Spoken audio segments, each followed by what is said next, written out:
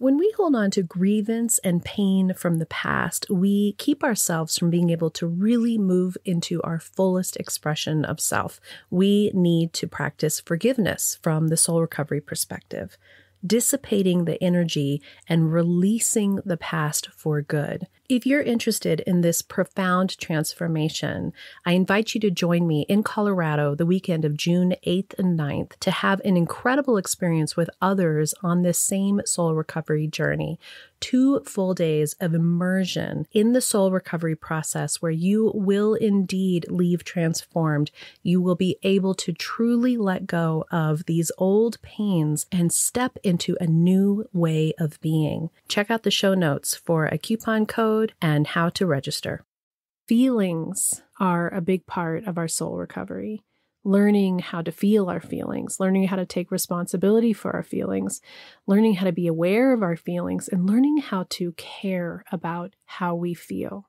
This isn't always an easy path, and for many of us, we don't even know what feelings to feel. We're just figuring that part out, and that's okay too. That's really important, just learning how to have awareness. In this episode, we're talking about the value of feelings, how to care about your feelings, how to learn to be with them, how to not let somebody else dictate how we feel. We're taking our power back. We're learning how to be okay, even when the rest of the world around us isn't okay. My name is Reverend Rachel Harrison, and this is the Recover Your Soul podcast, a spiritual path to a happy and healthy life. I started Recover Your Soul after having profound changes in my life from my recovery of alcoholism, control addiction, and codependency. I was guided to share the tools and principles of spirituality and soul recovery to help others transform their lives as mine was transformed. For us to overcome external circumstances, we must first turn the attention to ourselves, focusing on inner change. Positive results in our lives will follow. In soul recovery, we talk a lot about feelings. And we talk a lot about feelings because feelings are such an elemental part of who we are as human beings. And yet, Brené Brown's recent book, Atlas of the Heart, talks about how we really don't even know what feelings are. Generally, that people can only name a handful of feelings. And in her book, she opens up to the fact that there's some 54 or 50 something amounts of individual feelings that are under certain subheadings that have similarities but have different tastes to each of them. And part of us learning about ourselves and part of soul recovery is accessing our feelings, having clarity of our feelings. What are our feelings telling us? How can we use our feelings as, in one of my past episodes, an emotional GPS? But this episode is around really caring about your feelings, starting to have awareness of the feelings. Caring about how you choose to feel. Interesting, I used how you choose to feel in that last sentence, because prior to soul recovery for me, I wouldn't have been able to clarify that I was choosing to feel a certain way and that I felt like the world provided for me what was happening on the outside of the world, the circumstances, the situations, the people, what was happening out there dictated how I felt. And there's that classic, you make me feel a certain way.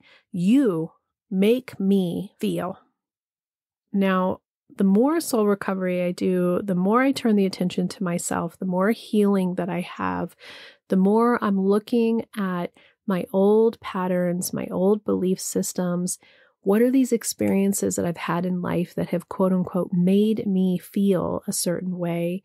And then how am I personally choosing to continue those storylines? How am I personally choosing to live my life with those belief systems, with those patterns, with those ways of being that may not serve me anymore, that may not be true?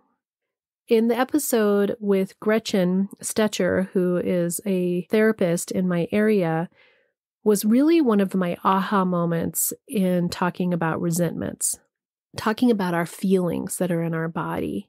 And isn't it interesting that as soon as we learn something, then it comes into us in a whole bunch of different ways? I'm just constantly reading. I'm constantly soaking up information. I'm constantly listening to books. I'm constantly listening to podcasts. I am gathering as much information as I can to continue to learn, to continue to grow, to continue to move forward in my spiritual development and my soul recovery path. And in that conversation with her, I know that I'd heard this information before, but I hadn't taken it in yet. And in that conversation, she talked about how we hold on to our emotions in our body. And that then when we have a resentment, when we have a frustration, and those energies start to come up and boil and bubble up in that resentment, that frustration, it's actually grabbing with it all of the past traumas and memories that relate to those emotions, those feelings. And so then that feeling that we're having in that particular moment is really big to us. Maybe to the other person, they're wondering, what the heck is going on? Why are you so upset? This isn't that big of a deal. But really, it's not just that moment, that thing that was said. It is a combination of so much of what's inside of us. And isn't that true that we have so many stories going on inside of us at any given moment that whatever these situations are in our lives, it actually is bringing with it all of that pain, all of that suffering, all of those emotions, right? So here we are, not even knowing how to feel the feelings, how to let them wash over us, not even knowing how to identify the feelings beyond anger, love, joy, frustration. See, I'm even having trouble coming up with some of the feelings. It's interesting. And so what we want to do when we care about our feelings is start by acknowledging our feelings. Start by having awareness of our feelings, allowing ourselves to feel. I work with people who aren't even able to feel because they weren't given permission as children to feel, either by someone telling them, oh, you don't feel sad, stop crying, or that every time they wanted to do something, they were overly controlled. And so what that taught them was they didn't have permission to make their own decisions, to feel their own feelings. Somebody else was going to dictate for them what was going to happen in their lives. For many of us, here we are grown adults, and we're just starting to figure this stuff out. I'm 50, what year is it? I'm 53. And I think that it's really in the last 10 years in general and 5 years in particular that I've even accessed the depth of the feelings for myself, even allowed myself to feel. Even the pain that I had been feeling for so many years and the frustration, it's like I had been shoving it down so hard, trying not to feel it, that all I felt was misery and discontent and frustration and sadness. But even in that, I wasn't actually feeling those feelings. I was trying so hard to not feel the feelings that there was just a mire of yuckiness around me. But when I started doing this work and allowed myself to actually touch those younger, softer, fearful, abandoned, hurt, exposed places of myself, of my younger self, and start to love those parts of me, accept those shadow sides of me, see how they are part of how I am today, where those hurts came from, how they set up patterns for myself, then I actually started to feel the pain that was really underneath there. And those feelings opened up to more feelings so that I could access the tender parts, the parts that are hard to expose, the parts that don't just hold on to happy or sad or angry or excited, but that have more nuance than that. Now, caring about how you feel is first in having awareness of our feelings, noticing what our feelings are, starting to have more clarity of the nuances of those feelings, defining more feelings, where did they come from, and then starting to recognize, does this feeling serve me? Does it actually feel good, or does it feel hard? And if it feels hard, what am I protecting? Why do I want to continue feeling this feeling? I definitely held on to feeling sorry for myself because it gave me something at that time. It gave me sort of this coat hook to hang my unhappy life coat on that said, see, this is why I'm unhappy. These are the reasons why my life is so shitty. This is what's happening, my victim self.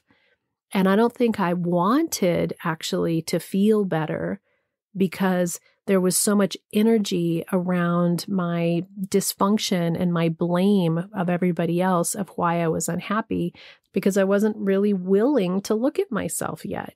I wasn't willing and ready to take responsibility for my own life. It was way easier to spend all my time and energy being frustrated and pissed off and blaming Rich and the rest of the world about why I was miserable. So acknowledging like that feeling doesn't feel good, and then acknowledging I didn't want to feel good yet. And then we get to this place in our life where the discomfort is so uncomfortable that we're finally willing to do whatever it takes to get healthy and heal.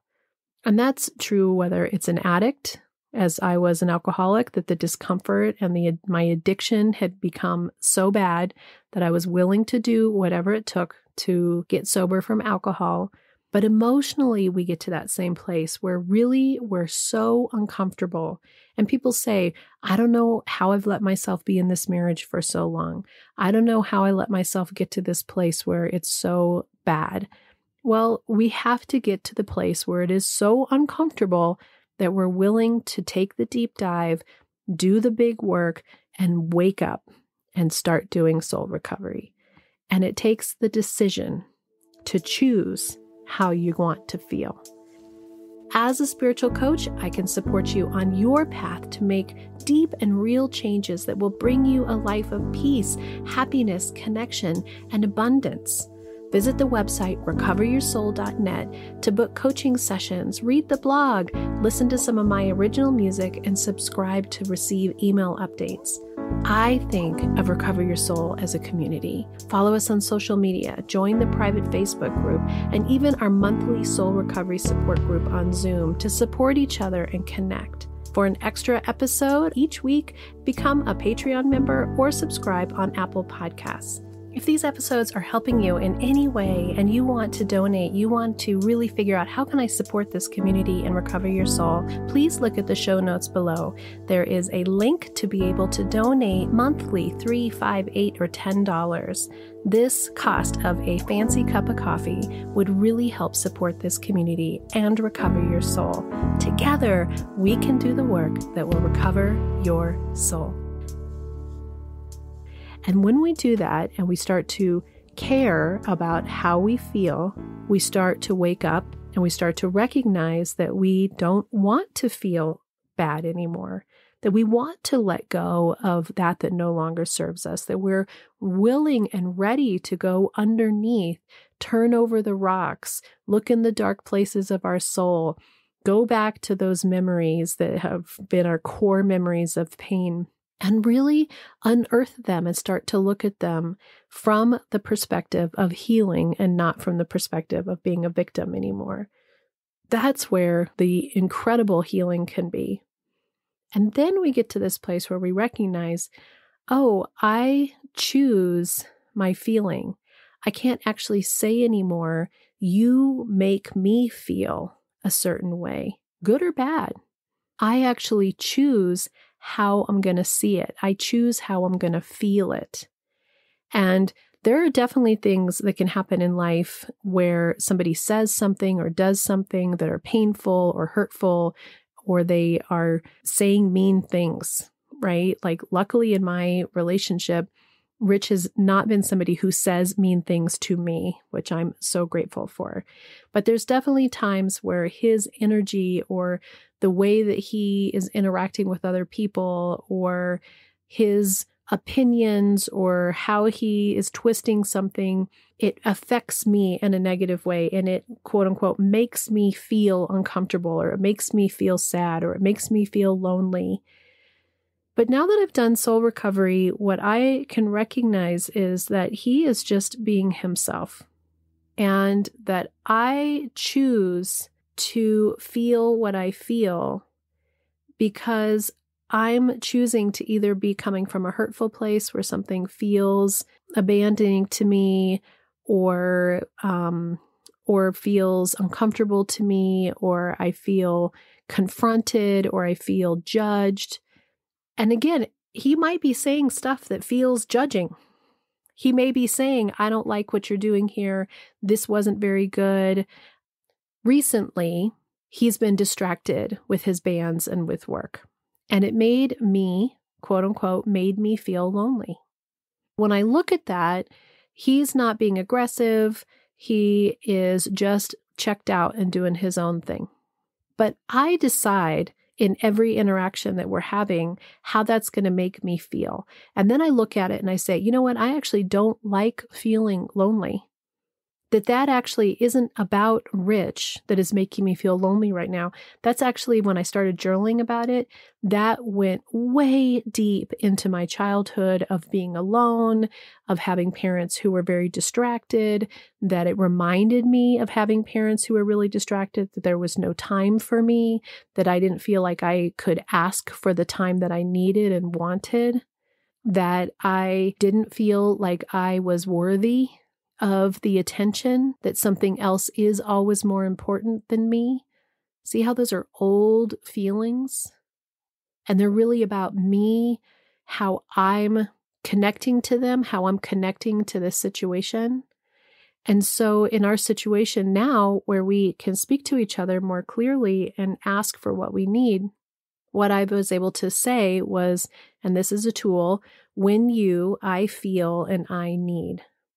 When you are so distracted with the bands and work, I feel really isolated and I need connection. I need more time with you. And he was able to immediately come back and say, oh my goodness, I'm so sorry. I didn't realize you were feeling that way. I just really have been wrapped up in these things. What do you want to do? Well, isn't that amazing that it doesn't take all that much?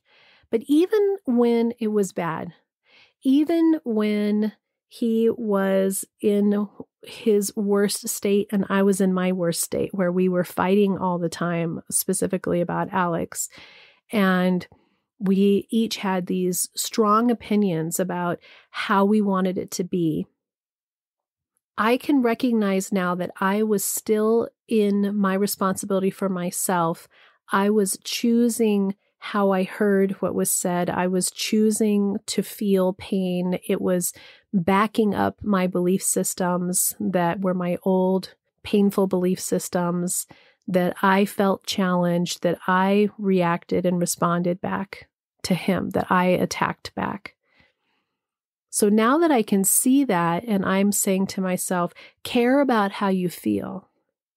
What I notice is that when I choose to be attacking, when I choose to be hurt, when I choose to take what's being said as an affront to me that doesn't feel good, and I want to choose to feel differently, I want to notice, I want to care about how I feel, because I actually want to attract to myself more positive emotions. I want to attract to myself the healthiness in my life. So it doesn't mean that I'm shoving stuff down. What it means is that I'm caring about how I feel so that I can recognize that in that situation with Rich of feeling lonely, I'm deciding how I'm going to attach to that. And I'm caring about wanting to feel clarity. I'm caring about wanting to feel connection. I'm caring about wanting to feel love. And I'm caring about wanting to be compassionate to myself. And in that, then I can work on what's really up for me. Then I can come to my partner and ask for what it is that I truly need and how he can be helpful to me. And I'm really healing myself because I'm looking at those old places that still hurt, that those buttons that still get pushed. And when we feel happy, we want to recognize what makes us feel happy. I talk a lot about what hurts, right? But what we're moving towards in soul recovery is ease and contentment, a spiritual path to a happy and healthy life. I'd say 90% of the time now, I am living a very happy and healthy life. What a gift that is. And so the next step is to really look at what makes you feel good. What makes you feel happy? What makes you feel contented? What is it that brings you joy? And do more of that. Really milk what feels good. And recognize the value of how when you feel good in one area of your life, how that spills over into other areas of our life. You've heard me say that I listen to Abraham Hicks, and Abraham Hicks is actually a woman named Esther Hicks who has been channeling source energy, she calls it, since the 80s. And her focus is on the law of attraction. You can find her on YouTube. So I've been listening to it for a while because what it reminds me and what she teaches is that we spend so much time and energy focusing on what we don't want. We don't want our bank account to be low. We don't like how our husband is behaving. We don't like how it is at work. We don't like how the government is. We don't like how this friend is treating us. We don't like how we look. We don't like how we feel. We expend all this energy on these feelings of discontent and unhappiness. And if you feel how that feels, you can feel how your energy level, your vibration goes down. But more than that, we are a radiating source of energy. We are radiating out energy. And so the more that we get caught up in, I don't want that, the more of what we don't want comes to us because it's actually the vibration that we're sending out. It's the energy that we're sending out. Now, it's pretty hard to just all of a sudden decide I'm not going to think about what I don't want, what I don't like. But interestingly enough, when I started doing the work of soul recovery and started spending more time being connected with what is working, being connected with what is mine to do, being aware of what I have control over, letting go of the control of everybody else, being grateful for what I do have, somehow more of what I wanted started to appear. The way I wanted to feel started to appear. The way I wanted my relationship to be happened.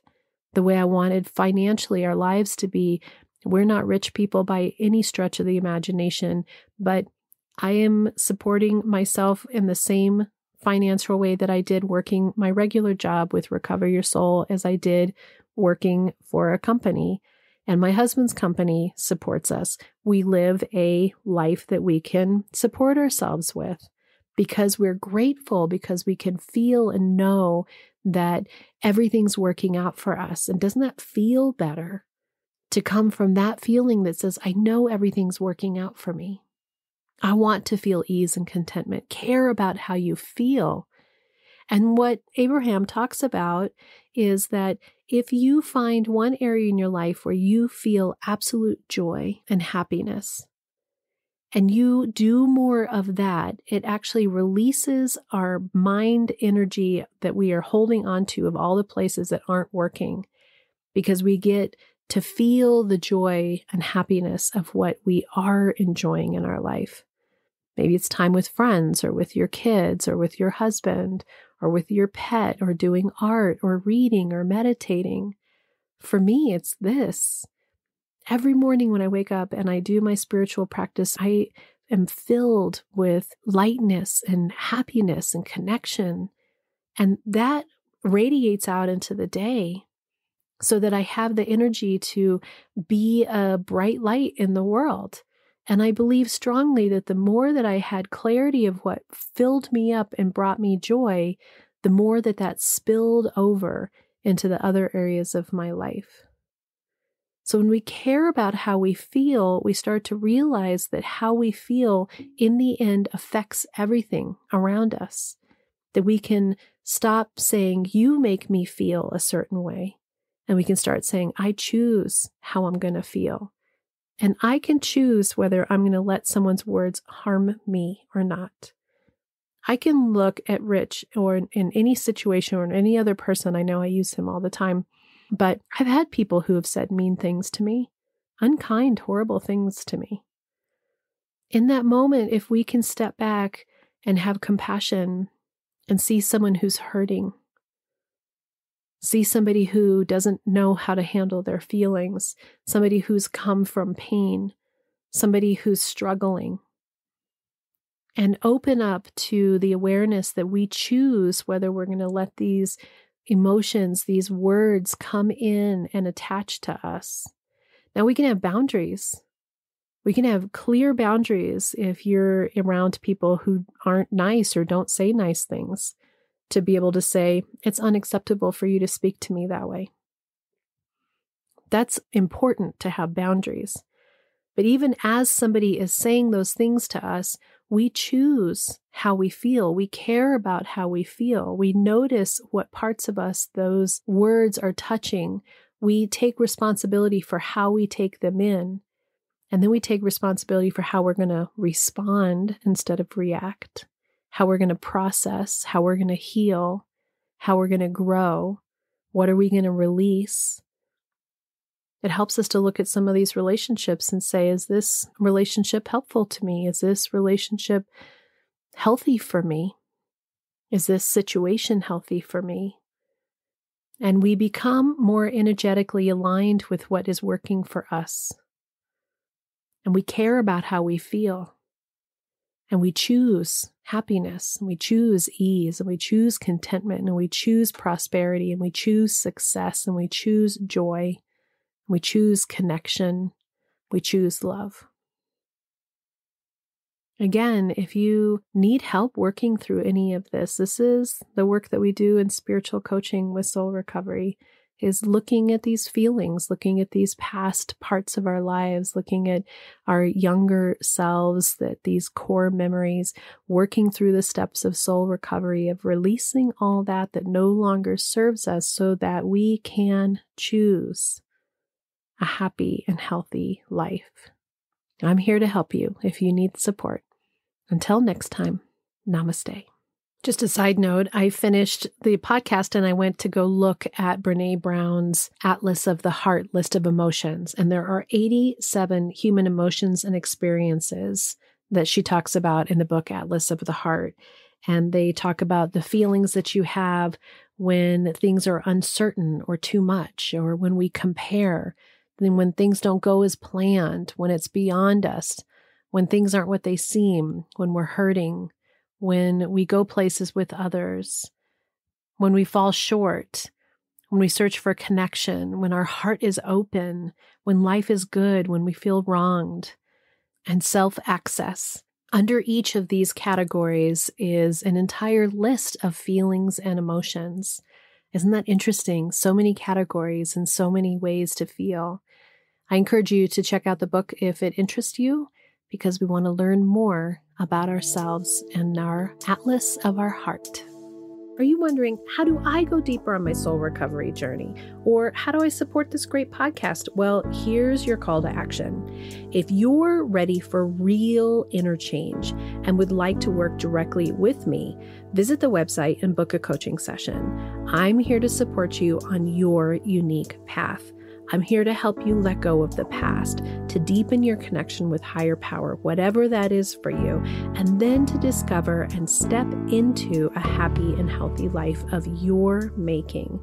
You can also become part of the soul recovery community. One way is to join the support group. It's the first Monday of every month. It's on Zoom from 6 to 7 p.m. Mountain Time, and you can register on the website and get your Zoom link. It's the same link every month. We're also on social media. Of course, there's Facebook, Instagram, TikTok, YouTube, and now even Insight Timer. Yes, lots of ways to connect. There is even a private Facebook group that will allow you for more communication and conversation about soul recovery with your community. If you would like an extra bonus episode every Friday, you can become an Apple Podcast subscriber or choose your tier level of giving on Patreon. I'd also love all the listeners to subscribe on the website so that I can keep you informed on what's going on with the podcast, the community, with me, and anything that's up and coming and new and great about soul recovery. Also, if you just take a little bit of time and give me 5 stars, a quick review, share the podcast with friends and family, make sure you're subscribing however you listen to the podcast, we're helping even more people to have soul recovery in their lives. If this podcast is providing you spiritual nourishment and inspiration, thank you for going to the website, pushing the donate button, and giving whatever feels right to you. It means so much to me because I have this mission of sharing soul recovery with the world, and your donations, your bookings, your subscriptions, everything that you do to be part of this community is making all that happen. Together, we can do the work that will recover your soul.